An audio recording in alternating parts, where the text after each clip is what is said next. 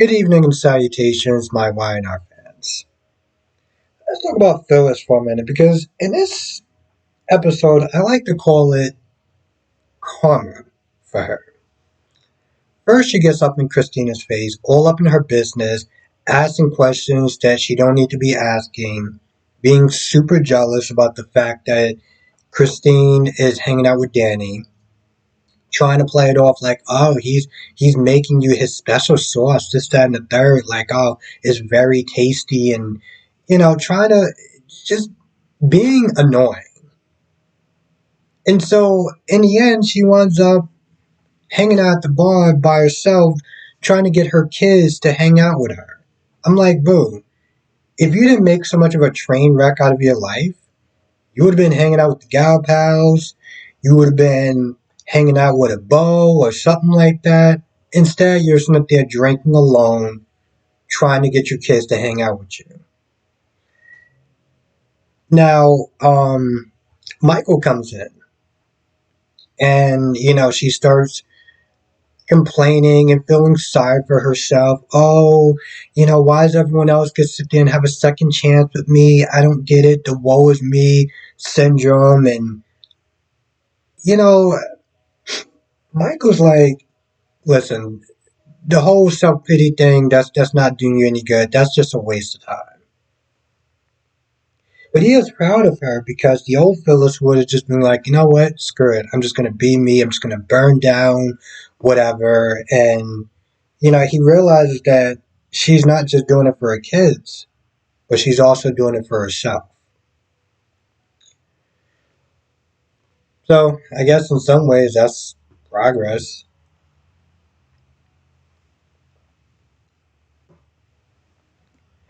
Now, Danny is pretty much asking Daniel to use his stove, not just his stove, his apartment. Let's be very clear. He is asking his son to use his apartment to get it on with his girlfriend. What kind of ass backwards ish is that? Like, seriously? You want to sit there and impress this girl? Take her out to dinner or something like that. You know? Do something at the hotel. Have a little dinner or whatever. You're using your son's bachelor pad to sit there and impress your girl. That's not exactly very rock star like. That's not very rock star like. But, she's trying to get over Paul. Dude that I have no idea who he is. Somebody who seemed like they left on bad terms with the show, from what I understand. Um so yeah. But anyway, they went up kissing and stuff like that, and I guess it's gonna be some sort of love triangle between Phyllis, Danny, and which I don't know what people see in this man, to be honest. I really don't, but whatever. So while that's going on, you got the Abbott family pretty much in jail trying to work together, come up with a plan to stop Tucker. Let's just sit there and pull our resources, get our heads together, and find a way to get this man out of our lives. Now, they keep going back to, oh, we should sit there and release the dirt and stuff like that so, we can stop Tucker. The thing that does kind of suck about that is that it's not just going to hurt Tucker, it's going to hurt Audra too. Um, in a way, it's going to hurt Audra also because she was part of the cover up. I mean, she was the cover up after the cover up. Let's just be very clear, and that's for both of them.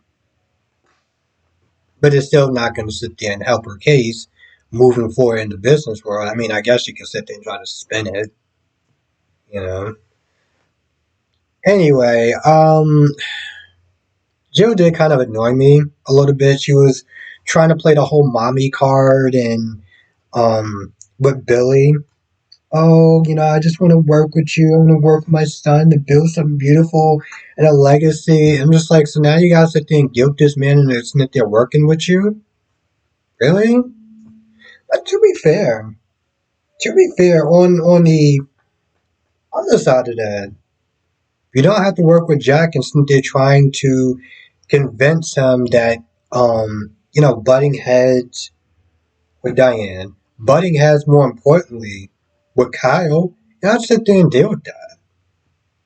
You can just sit there and just work with moms and just be good. You don't have to sit there and be dealing with that drama. You know, I like Jack, but Jack can be very stubborn and very rigid. And very one-dimensional. It's like once he sees something, that's just it. That's just the way it is, and he won't sit there and bother to budge on the possibility of anything else. Even with the whole Diane thing.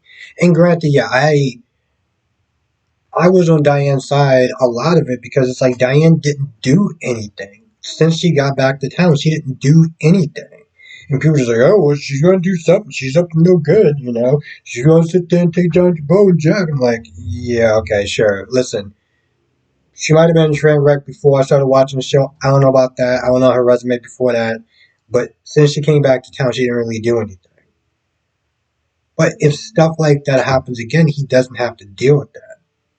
So in reality, I'm surprised he didn't actually jump on that. Be like, listen, bro, I love you, but we can't work together. So you got that going on. You get Ashley talking to Tucker, and Tucker wants to buy the company. And at first Ashley, like she said with the family, she was going to do it, but then she wanted to push him. And she was like, no, I'm not selling it. And she came back. She told them. Then Jack was like, you're going to sit there and sell this. You're going to sell it. It's part of the plan or whatever. Well, Tucker's already sitting there trying to, well, get the company back by paying some expensive ass lawyer. So it was like he's getting that one way or the other. Also talked to Mamie for a little bit, trying to get her to lower her guard or something like that. I don't know exactly what he's trying to do. He talks about, oh, I'm not going to sit there and go after companies, and I'm not gonna sit there and plot revenge and this, that, and the third, and I feel like part of Mamie wants to believe him, if nothing else, but for Devon's sake. But I would like to sit there and think that she's been around the block and can sit there and spot a liar a mile away. I think yesterday he was sitting there trying to stir the pot between Joe and Mamie. So, oh no, I'll sit there and say it was definitely interesting. Definitely interesting. I can't really think of anything else. I always sit there and say come to the live stream tonight, 8 p.m. Eastern, 5 p.m. Pacific. We'll sit there and talk about all the shows. Young and the Restless, Born and Beautiful. Born and Beautiful is kind of hard to watch today. I'm not even gonna lie.